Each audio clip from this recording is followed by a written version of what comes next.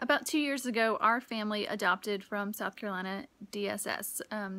And there was a morning that I was on a walk. Things had gotten very difficult in just a few weeks, and I was questioning God whether we were on the right path, if we really should continue to adopt our son.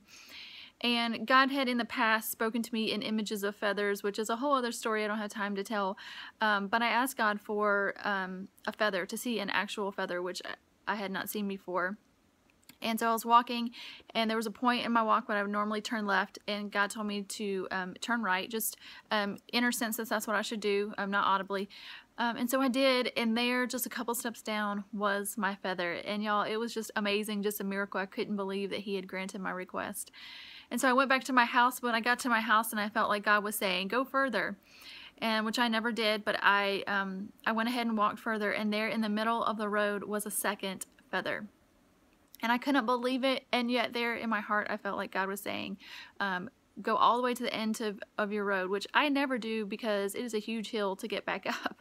But there at the end of the road in the cul-de-sac was a third feather. And we had had 2 kids, and we were adopting our third, and so I felt like those 3 feathers were God's confirmation that all 3 were my children. And so for me, as I reflect on whether God exists, He absolutely exists because He speaks to me. I would have never found those feathers on my own. So yes, God exists.